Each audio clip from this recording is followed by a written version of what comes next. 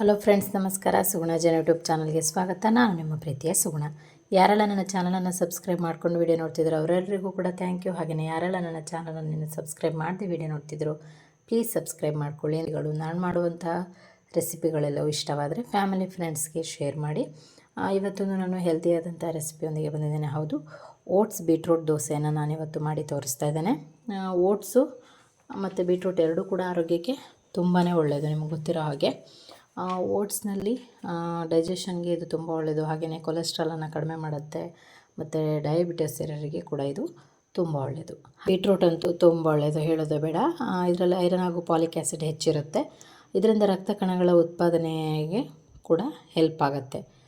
ರಕ್ತಹೀನತೆ ಇರೋರು, ಬ್ಲಡ್ ಕಡಿಮೆ ಇದೆ ಅನ್ನೋರು ಬೀಟ್ರೂಟ್ ಜ್ಯೂಸನ್ನು ಮಾಡಿ ಕುಡಿಯೋದ್ರಿಂದ ಅಥವಾ ಬೀಟ್ರೂಟನ್ನು ಸೇವಿಸೋದ್ರಿಂದ ಬ್ಲಡ್ಡನ್ನು ಹೆಚ್ಚಿಸ್ಕೊಳ್ಬೋದು. ಹಾಗೆಯೇ ರಕ್ತದೊತ್ತಡವನ್ನು ಇದು ನಿಯಂತ್ರಿಸುತ್ತೆ. ಆಮೇಲೆ ಡೈಜೆಷನ್ಗೆ ತುಂಬ ಒಳ್ಳೆಯದು. ಹಾಗಾದರೆ ಓಟ್ಸ್ ಮತ್ತು ಬೀಟ್ರೂಟ್ ದೋಸೆಗೆ ಏನೇನು ಇಂಗ್ರೀಡಿಯೆಂಟ್ಸ್ ಬೇಕು ನೋಡ್ಕೊಂಡು ಬರೋಣ ಬನ್ನಿ. ನಾನಿಲ್ಲಿ 1 ಕಪ್ ಆಗುವಷ್ಟು ಮೀಡಿಯಮ್ ಸೈಜ್ದು ಬೀಟ್ರೂಟನ್ನು ನಾನು ನೀಟಾಗಿ ವಾಶ್ ಮಾಡಿ ಅದನ್ನು ಸಿಪ್ಪೆ ತೆಗೆದು ಈ ರೀತಿಯಾಗಿ ಕಟ್ ಮಾಡಿ ಇಟ್ಕೊಂಡಿದ್ದೇನೆ. ನೀವು ಯಾವ ಶೇಪಿಗೆ ಬೇಕಾದರೂ ಕಟ್ ಮಾಡ್ಬೋದು, ರುಬ್ಬೋದ್ರಿಂದ ಏನೂ ಪ್ರಾಬ್ಲಮ್ ಇಲ್ಲ. ಹಾಗೆಯೇ 1 ಕಪ್ ಆಗುವಷ್ಟು ಮೊಸರು ದಾಲನ್ನು ನಾನಿಲ್ಲಿ ನೀರಿನಲ್ಲಿ ವಾಶ್ ಮಾಡಿ ಇಟ್ಕೊಂಡಿದ್ದೇನೆ. 1 ಕಪ್ ಆಗುವಷ್ಟು ಓಟ್ಸನ್ನು ತೊಗೊಂಡಿದ್ದೇನೆ. ಹಾಗೆಯೇ 1 ಇಂಚ್ ಆಗುವಷ್ಟು ಶುಂಠಿ, 1 ಹಸಿರು ಮೆಣಸಿನ್ಕಾಯಿ, ತುಂಬ ಖಾರ ಇದೆ ಹಾಗಾಗಿ 1/4 ಟೀ ಸ್ಪೂನ್ ಆಗುವಷ್ಟು ಜೀರಿಗೆಯನ್ನು ತೊಗೊಂಡಿದ್ದೇನೆ. 1 ದೊಡ್ಡ ಸ್ಪೂನಲ್ಲಿ 1 ಸ್ಪೂನ್ ಆಗುವಷ್ಟು ಉಪ್ಪನ್ನು ತೊಗೊಂಡಿದ್ದೇನೆ. ಈಗ ಮೊದಲನೇದಾಗಿ ನಾವು ಹಿಟ್ಟನ್ನು ಪ್ರಿಪೇರ್ ಮಾಡ್ಕೊಳ್ಬೇಕು. ಇಲ್ಲೊಂದು ಮಿಕ್ಸಿ ಜಾರನ್ನು ತೊಗೊಂಡಿದ್ದೇನೆ. ಉಪ್ಪು, ಶುಂಠಿ, ಹಸಿರು ಮೆಣಸಿನಕಾಯಿ ಮತ್ತು ಜೀರಿಗೆಯನ್ನು ಹಾಕ್ಕೊಳ್ತಿದ್ದೇನೆ. ಮಸೂರ್ ದಾಲ್,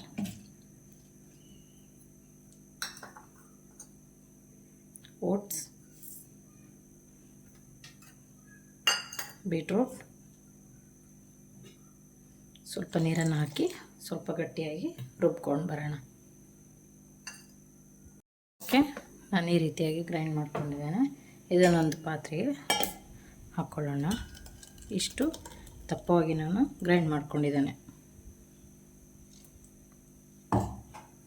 ಇದು ಇಷ್ಟೇ ದಪ್ಪವಾಗಿರಲಿ, ತುಂಬ ತೆಳುವಾಗಿ ಮಾಡೋದು ಬೇಡ. ಬೇಕಿದ್ರೆ ಸ್ವಲ್ಪ ನೀರನ್ನು ಆ್ಯಡ್ ಮಾಡೋಣ. ಈಗ ನಾವು ದೋಸೆಯನ್ನು ಮಾಡೋಣ. ನಾನು ತವವನ್ನು ಬಿಸಿಗಿಟ್ಟಿದ್ದೇನೆ, ಬಿಸಿಯಾಗಿದೆ. ಈಗ ಅದಕ್ಕೆ ಸ್ವಲ್ಪ ದಪ್ಪವಾಗಿ ಇರಲಿ ದೋಸೆ.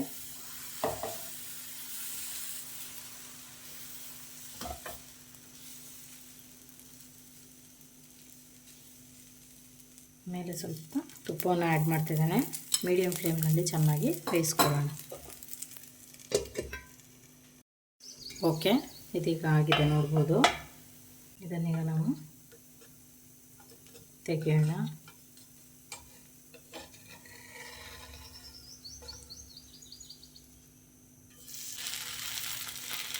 ಸ್ವಲ್ಪ ತುಪ್ಪವನ್ನು ಮತ್ತೆ ಆ್ಯಡ್ ಮಾಡೋಣ. ಬೇಕಿದ್ರೆ ಆ್ಯಡ್ ಮಾಡ್ಬೋದು, ಇಲ್ಲಾಂದರೆ ಸ್ಕಿಪ್ ಮಾಡ್ಬೋದು.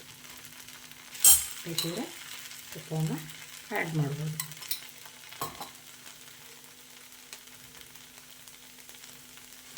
ಬೀಟ್ರೂಟ್ ದೋಸೆ ರೆಡಿಯಾಗಿದೆ. ನಾನು ಇದನ್ನು ಕೆಂಪು ಚಟ್ನಿ ಜೊತೆ ಸರ್ವ್ ಮಾಡ್ಕೊಳ್ತಿದ್ದೇನೆ. ನೀವು ಬೇಕಿದ್ರೆ ಕಾಯಿ ಚಟ್ನಿ ಅಥವಾ ಯಾವುದಾದ್ರೂ ಚಟ್ನಿ ಜೊತೆ ಇದನ್ನು ತಿನ್ಬೋದು. ನೀವು ಕೂಡ ಟ್ರೈ ಮಾಡಿ, ಹೇಗಾಗಿದೆ ಅಂತ ಕಮೆಂಟ್ನಲ್ಲಿ ತಿಳಿಸಿ. ಇಷ್ಟವಾದರೆ ಫ್ಯಾಮಿಲಿ ಫ್ರೆಂಡ್ಸ್ಗೆ ಶೇರ್ ಮಾಡಿ. ಮತ್ತೊಂದು ಹೊಸ ರೆಸಿಪಿಯೊಂದಿಗೆ ನಿಮ್ಮನ್ನು ಭೇಟಿ ಆಗ್ತೇನೆ. ಅಲ್ಲಿವರೆಗೂ take care, bye, thank you.